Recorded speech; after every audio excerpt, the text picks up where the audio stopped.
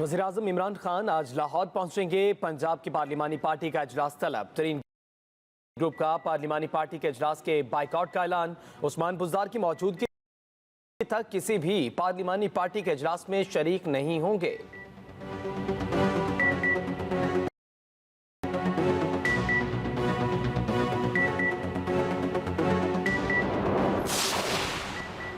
हुकूमत का तहरीक अदम एतमाद को नाकाम बनाने का लाहेअमल। आर्टिकल 63 के तहत मुनहरिफ हुकूमती अरकान को वोट डालने की इजाज़त नहीं दी जाएगी।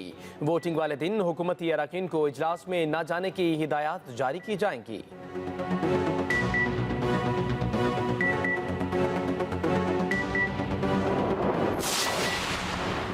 इमरान खान ने जो करना है कर लें, बाद में मौका नहीं मिलेगा। वज़ीर आला सिंध मुराद अली शाह का जवाब। कहा, इमरान खान के घबराने का वक्त शुरू हो चुका, उनके पास सिर्फ 3 से 4 दिन हैं।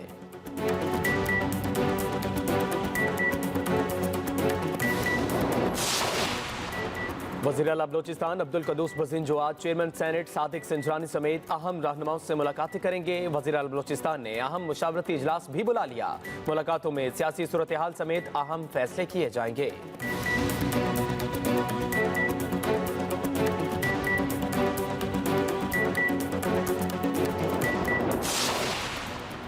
बुज़दार को हटाने का मिशन। तरीन ग्रुप की स्पीकर पंजाब असम्बली चौधरी परवेज इलाही से मुलाकात। लंदन से जहांगीर तरीन का भी स्पीकर पंजाब असम्बली को राब्ता। परवेज इलाही ने कहा, पार्टी रहनुमाओं से मुशावरत के बाद तमाम फैसले करेंगे।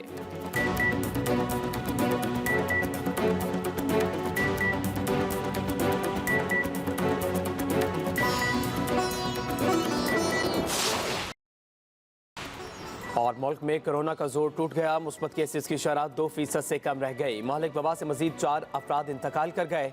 24 घंटों के दौरान 639 केसेस रिपोर्ट।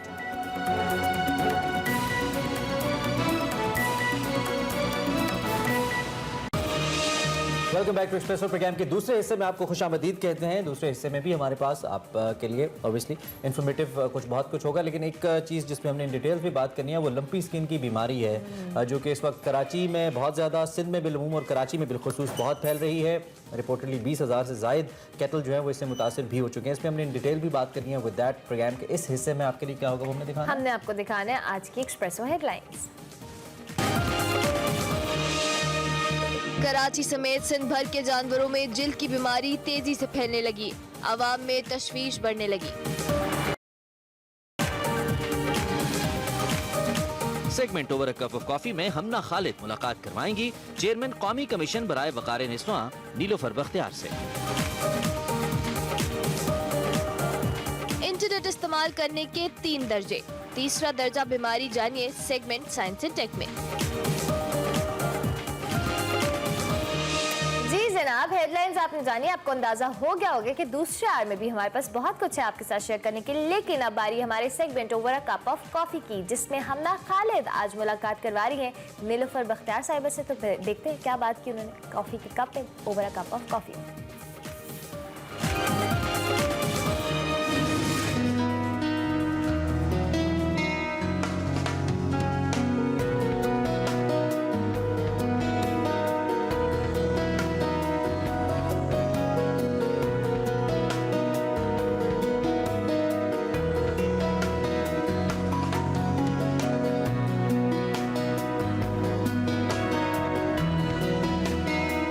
अस्सलाम वालेकुम। Over a cup of coffee में आज हमारे साथ है नीलोफर बख्तियार। अस्सलाम वालेकुम।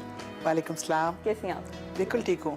अच्छा, मैं सबसे पहले आपसे इसलिए पूछूंगी, जब मैं स्टेयर सेंटर होती तो मैंने बड़ा देखा NCSW एब्रीवेशन। मैंने कहा मैं आपसे एक्सप्लेन करूँ, क्योंकि मुझे लगता है अभी तक ना इतनी अवेयरनेस नहीं आई, और मेरे ख्याल में आपने भी रिसेंटली ज्वाइन किया है, तो मैंने कहा मैं आपसे पूछूंगी किससे स्टैंड करता है और ये कौन सा इदारा? NCSW का मतलब है national commission on the status of women, और ये कौमी कमीशन बराए वकारे निस्वा। अच्छा, वकारे निस्वा।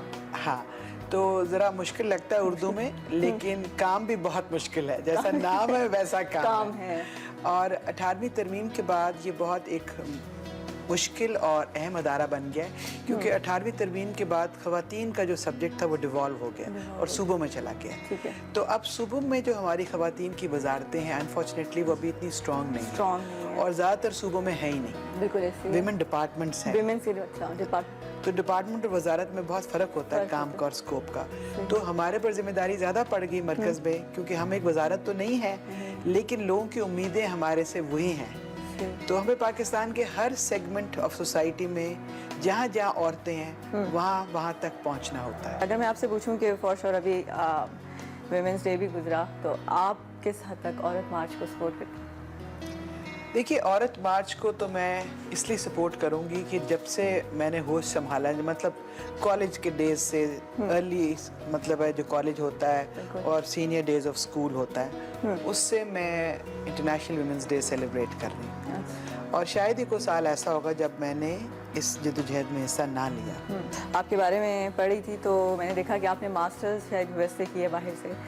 तो विमेन राइट्स की अगर बात करें तो आपको क्या लगता है, कंपैरिजन करें हमारी औरतों का यहाँ पाकिस्तान में और एज़ कम्पेयर वेस्ट, तो आपको लगता है जो राइट्स जो इख्तियारात उनके पास हैं वो क्या हमारे पास इक्वल हैं या बहुत डिफरेंस है वुमेन के?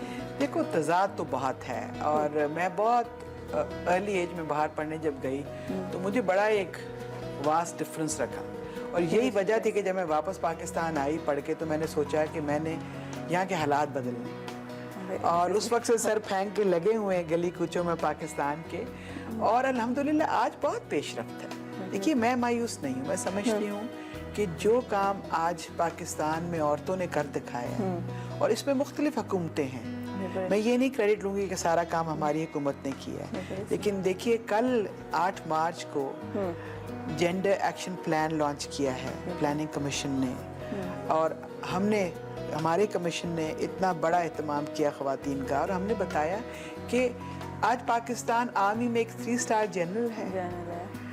आयशा साहिबा मलिक साहिबा जो अपॉइंट हुई हैं वो सुप्रीम कोर्ट ऑफ पाकिस्तान की पहली जज हैं। तो इतनी सारी प्रो लेजिस्लेशंस वुमेन के बारे में आ गई हैं। हमारी लेजिस्लेशंस के लिए मुझसे कुछ मुल्कों ने पूछा है कि हमें बताएं, हम उनसे सीखना चाहते हैं, दे आर बेस्ट प्रैक्टिसेस। बिल्कुल। तो बहुत सारे काम हुए। As a social worker you started, किस तरह की स्ट्रगल और किस तरह की हर्डल्स आपने देखी? देखो, हम वो बड़े पुराने वक्तों की बात है जब हमने ये स्ट्रगल शुरू की, क्योंकि तब तो ये कॉन्सेप्ट शायद वुमेन्स के लिए तो अच्छा फर्क थे बिल्कुल। अच्छा ही नहीं ये समझा जाता। असेंबली के बाहर हम हदूद लॉज की रिपील के लिए प्रोटेस्ट करते थे, तो यकीन करो हर जुलूस के बाद वो हमें थाने बंद कर देते थे, और अक्सर 8 मार्च का जो एंड होता था वो थाने में होता था हमारा। हम असेंबली के बाहर खड़े होते थे, हम भी बाज नहीं आते थे, कभी टीयर गैस फट हो रहा है, कभी कुछ हो रहा है, और जब वाले छुड़ाने आते थे तो बहुत खफा होते थे, क्योंकि मेरे वालिद एक फ़ौजी थे, मेरे भाई फ़ौजी, तो उनको अच्छा नहीं लगता था कि बहन थाने में बंद हुई हुई है और लाठीचार्ज हो रहा है। अच्छा, अगर ये मैं आपकी स्ट्रगल पूछूं कि ऑब्वियसली हर फैमिली ये चाहती है कि यार obviously father is from army, तो वो आपसे ये एक्सपेक्ट करेंगे कि अच्छा सब पढ़ें और देन अच्छी या जॉब करें या बस शादी और दैट्स इट। ये मतलब एक हमारे यहाँ का कॉन्सेप्ट है, हमारा माशरा ऐसा है कि लड़कियों का माइंड सेट यही बनाया जाता है कि भाई आपने बस पढ़ना है और you have to move next family, that's it. तो फिर आपने जब ये टोटली इतना बड़ा सा यू टर्न लिया तो किस तरह की स्ट्रगल आपने फेस की? मुश्किल था, इतना आसान नहीं था, क्योंकि देखो ना, मेरे वालिद का ताल्लुक भी अब तो हयात नहीं है वो अनफॉर्चुनेटली, लेकिन उनका ताल्लुक एक बैकवर्ड एरिया, एक छोटे से गांव से था। सरगोदा के पास जोराबाद है, और जोराबाद से के अंदर एक छोटा सा गांव है हडाली, वहाँ से मेरा ताल्लुक है। अब उस गांव के एक बच्ची 19 साल की उम्र में मैंने स्कॉलरशिप लिया, और मैं पढ़ने के लिए बाहर जब चली तो वो तो लोग बेहोश हो गए गांव में, ये क्या तमाशा है। और मेरे वालिद के लोगों ने बड़ी मुखालफत की, लेकिन मेरे वालिद ने कहा मेरी बच्ची लायक है, पढ़ना चाहती है, मैं इसको नहीं रोकूंगा। सिर्फ एक बात उन्होंने कही, उन्होंने कहा कि तुम्हें मैं भेज तो रहा हूँ, ये याद रखना कि अगर तुमने ख़ानदान का नाम ऊंचा किया